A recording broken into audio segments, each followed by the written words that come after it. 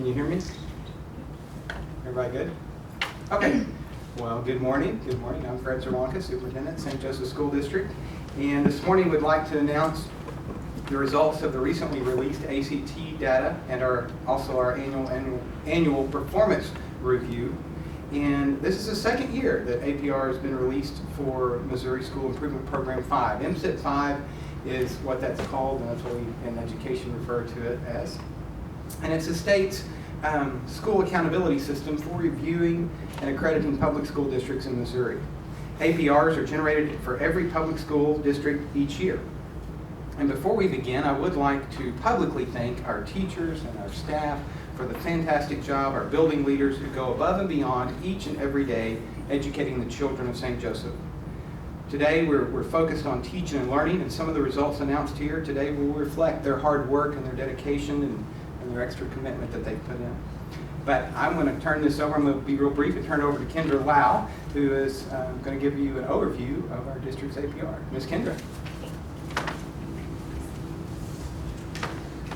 Okay, in the way of an overview of APR, first of all, APR stands for Annual Performance Report.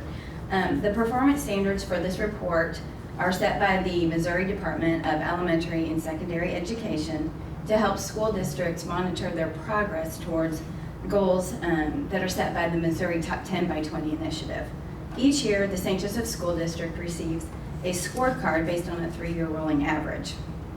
The 5 categories that are monitored include student achievement and subgroup achievement, college and career readiness, attendance, and graduation rate. For student achievement, the 4 categories that are monitored include English language arts, mathematics, science, and social studies. In 2014, the St. Joseph School District experienced a point reduction in the English language arts section. There are many contributing factors for which we will continue to evaluate. The district held steady in math and earned gains in science and social studies.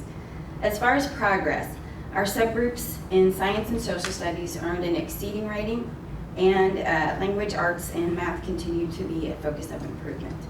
The college and career readiness indicators are comprised of 3 separate areas for which we showed 3-year gains in each. The St. Joseph School District's 2014 attendance was 83.6%, with a 2.6% gain in from 2013. The district earned all of the graduation points with a current 2-year average of 93.4%. I'll now hand this over to Mr. Brian Schindorf, who is the Director of Elementary Education. Thank you, Kendra. So as Kendra just told you, we held steady in the area of mathematics. I want to point out one area of why that's significant. And that if you look at the state of Missouri, across the state, there were drops in the area of mathematics. However, in St. Joseph, we held steady. Secondly is, as I told you last year at this time, we were starting the implementation of a new initiative called DMI, which was professional development for teachers in the area of mathematics. Typically, when you initiate a new professional development or a new curriculum, you typically see what they call an implementation dip, which means you typically go down because you're in a learning phase. And so the fact that in our school district, in a time when the state went down and we should have seen an implementation dip, we did not, that we held steady, is pretty significant, and I think it's testament to the work that the teachers did in terms of their learning and the changes that they did in their classroom. I also think it's important that I point out that in a time of new curriculum, in a time where the state did not make gains, and in a time when we gave a new curriculum and we had some new initiatives, our 5th grade scores continue to climb. And so in the area of science, in the area of math, in the area of ELA, continue to climb. And so that's pretty significant when you take into account what they've experienced with the new curriculum and the new initiatives. So very pleased with our 5th grade.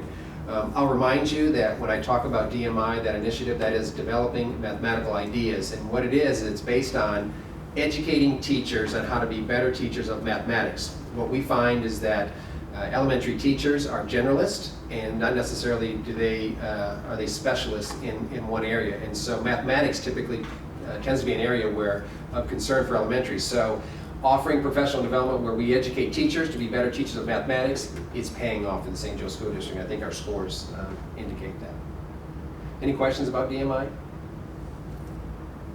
Okay, this time I'll ask Sandy Stagel, Director of Secondary Education, to talk about ACT. Good morning, everybody. I would like to start off by thanking our wonderful teachers and students for making such wonderful gains in ACT this past school year. The St. Joseph School District saw an increase from 20.6 to 21.3, and they should be commended for their hard work in that jump.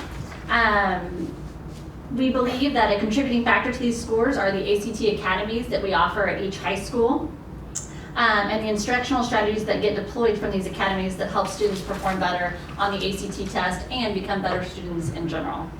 I would encourage you to speak with these teachers who plan and facilitate the ACT academies, and we have a few of them with us today who need to be recognized for their achievement. So I would like to say thank you publicly to Lynn Leibel from Benton High School, Diane Law from Lafayette, and Chris Early from Lafayette, and Chris Larson from Central High School for their work in ACT academies, because without them, I believe we can attribute the jump in their hard work for making it a successful year for ACT. So thank you. And do you have any questions for myself or anybody else on the panel at this time?